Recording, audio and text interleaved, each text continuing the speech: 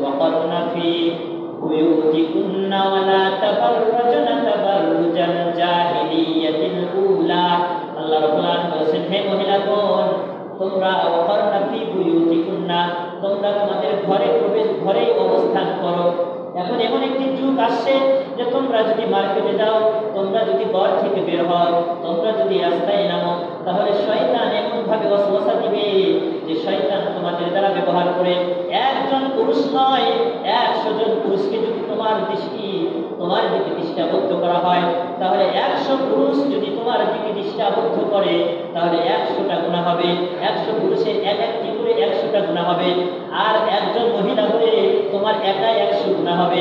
কারণ 100 মহিলা 100 পুরুষ তোমার দিকে দৃষ্টি করছে, 100 জনের একটা করে গুনাহ, আর তোমার একাই 100টা গুনাহ। এই জন্য বলেছেন ওয়াকারনা ফি বুয়ুতিকুন্না, তোমরা নিজেরাই ঘরে অবস্থান করো, একেবারে একান্ত প্রয়োজন ছাড়া ঘরে অবস্থান করো। যদি প্রয়োজন হয় তাহলে তোমরা পর্দা সহকারে বের হও, প্রয়োজন ছাড়া কোনো বাধা নাই।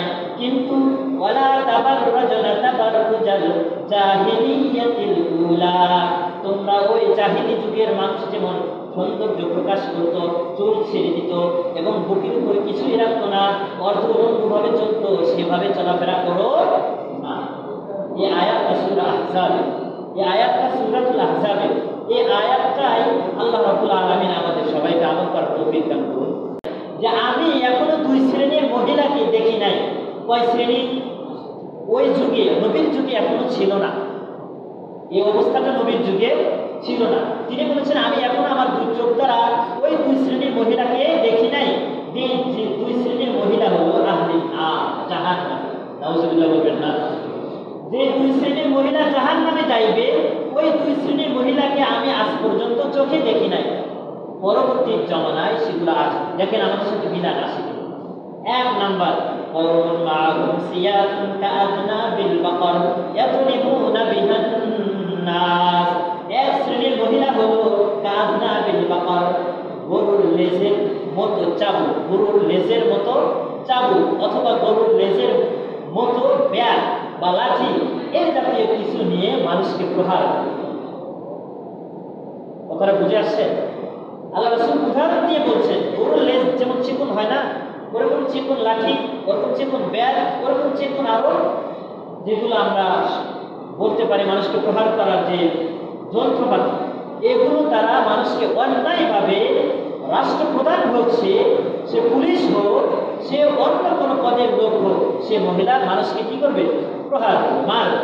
এই মহিলাদেরকে আমি দেখি নাই, কিন্তু তারা জাহান্নামে যাবে। কে বলছেন এই কথা? কে বলছেন বলেন?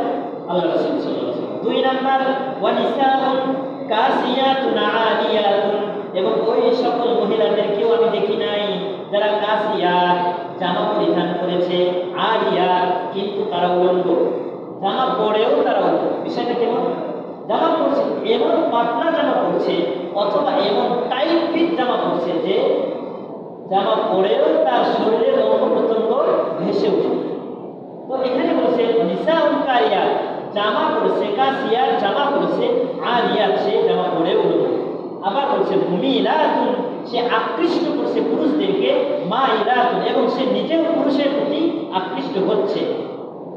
রুসাহুন্না কাআসনিমাতিল বুখতিল মাইলা।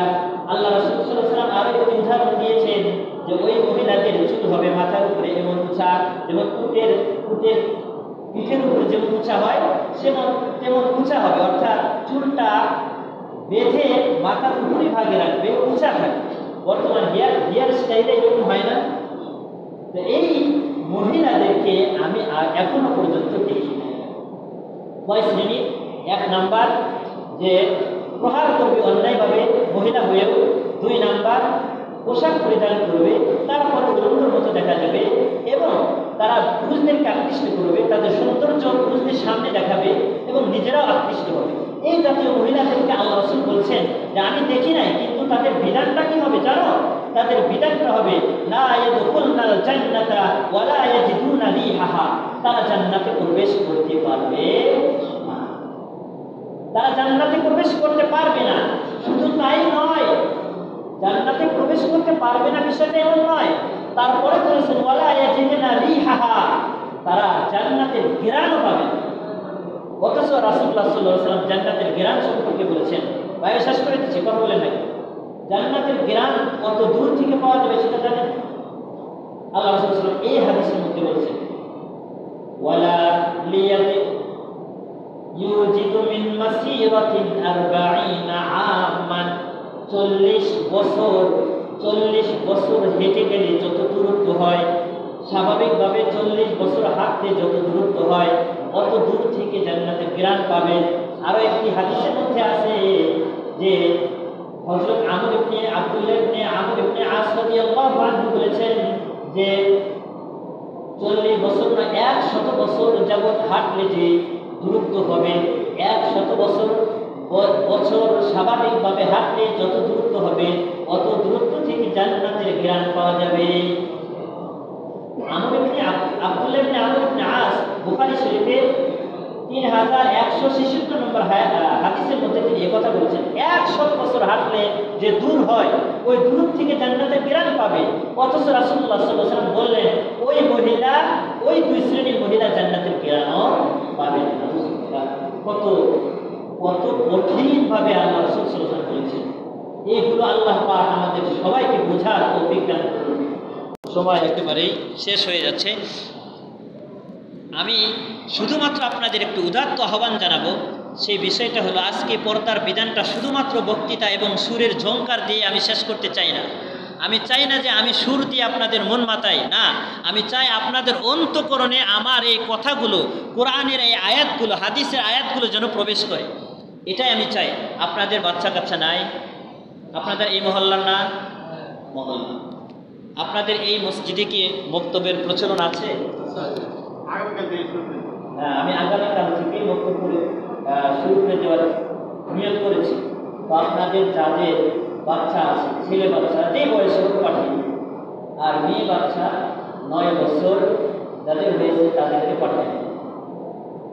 আমার উদাত্ত আহ্বান, কারণ কোরআন হাদিস যেহেতু এই কথা বলে, আমি ওই অনুযায়ী চলার চেষ্টা করি।